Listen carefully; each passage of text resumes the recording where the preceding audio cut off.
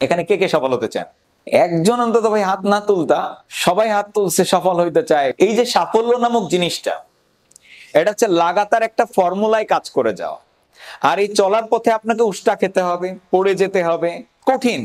Success is all about আপনার extreme লেভেলের determination লাগবে, এক্সট্রিম লেভেলের ওয়ার্ক লাগবে, এক্সট্রিম লেভেলের ইফোর্ট লাগবে, এক্সট্রিম লেভেলের ডেডিকেশন লাগবে, এক্সট্রিম লেভেলের মনোযোগ লাগবে, এক্সট্রিম লেভেলের রেসপন্সিবিলিটি লাগবে। এরপরে আপনি সাফল্যটা টাচ করতে পারবেন। এমনি কিছু হবে না, হার্ড হবে, বাট সফল তো হচ্ছেই। যদি কঠিনই হতো সফল মানুষ হতো না। সবকিছুই কঠিন। আপনি যদি বলেন, আপনাদেরকে যদি এখন বলি গিটার বাজাইতে হবে, তুমি গিটার বাজাও একটু, আপনি দেখবেন গিটারের ওই তারগুলো বুঝতে গিয়ে আপনার 2 বছর সময় লেগে যাবে, সাধনা করা লাগবে। আজকেই গিটার নিয়ে টিং টিং করা শুরু করলেই যে গানের তালে তাল উঠবে তা না। জেমস ভাই কোন একটা মঞ্চে আপনি গিয়ে বললেন আই গিটার বাজাইতে চাই, আপনাকে ওই মঞ্চের আশপাশেও ঘেঁষতে দিবে না। আপনি কিন্তু কোনো টাকা চাননি, বরঞ্চ আপনি যদি বলেন যে আমি আরো 10,000 টাকা দিব, 1 লাখ দিব, জেমস ভাইয়ের গানে আমার গিটার বাজাইতে দাও, তবুও আপনাকে দেবে না, কারণ আপনার এই ব্যাপারে স্কিল বা দক্ষতা নাই। মনে রাখবেন, সাকসেস অলওয়েজই হার্ড। আপনাকে লাথি উষ্টা খেতে হবে, তারপরে সাফল্য আসবে। জিরাফ যখন তার বাচ্চা প্রসব করার টাইম আসে, সে একটা পজিশনিং করে, তো অনেক লম্বা প্রাণী, হ্যাঁ উঁচু অনেক। বাচ্চা যখন পেট থেকে বের হয়, তো বাচ্চা পেট থেকে বের হওয়ার পরেও কিন্তু মাটিতে পড়ে থাকে। জিরাফ কি করে জানেন? ঠাক করে একটা লাথি মারে। কেবল জীবন নিয়ে আসলো পৃথিবীতে, আর সাথে সাথেই লাথি। জিরাফের বাচ্চা মনে মনে হয় সালা পৃথিবীর আলো দেখে পারলাম না, তার আগেই লাথি খাওয়া শুরু। যখন জিরাফের বাচ্চা লাথি খায়, কিছু দূর ছিটকে গিয়ে পড়ে, ও উঠে দাঁড়ানোর চেষ্টা করে। জিরাফের বাচ্চা মনে মনে ভাবে যদি উঠে না দাঁড়ায় লাথি আবার খাওয়া লাগবে। ও চেষ্টা করে হাইয়েস্ট চেষ্টা করে, যখন উঠে দাঁড়ায় তখন জিরাফ গিয়ে দেয় আর এক লাথি। এবার যখন জিরাফের বাচ্চা দূরে গিয়ে ছিটকে গিয়ে পড়ে, ও আবার উঠে দাঁড়ায়।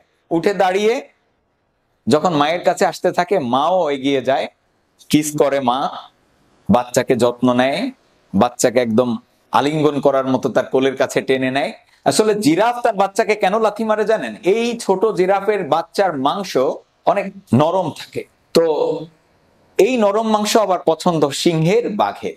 যদি ওই জিরাফকে লাথি না মারে, ও কিন্তু এই অ্যাডভার্স সিচুয়েশন, বৈরী আবহাওয়ায় এই সিংহ এবং বাঘ থেকে নিজেকে বাঁচিয়ে রাখতে পারবে না। সেই জন্য মা আগে লাথি মারে, লাথি মেরে তাকে শক্ত বানায়, শক্ত বানানোর পর এরপরে ছেড়ে দেয়।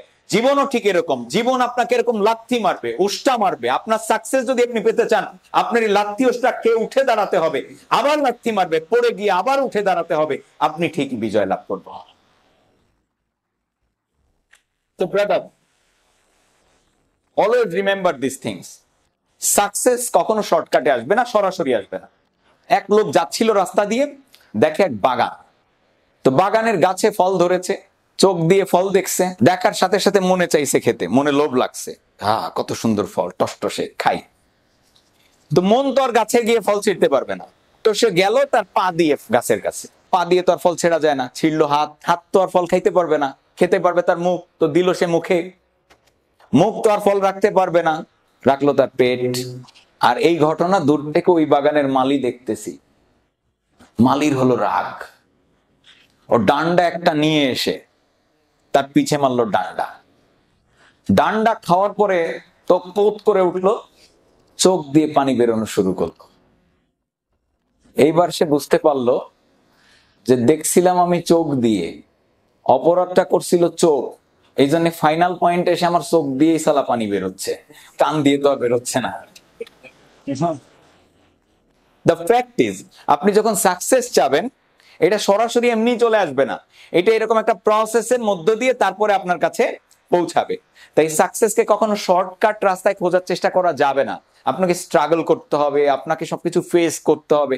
সাকসেস তো জব্বর আসবেই, অবশ্যই আপনি সাকসেস পাবেন, এর মধ্যে কোনো সন্দেহের অবকাশ নেই। এখন কি করতে হবে? নিজের ভুল খুঁজে বের করতে হবে।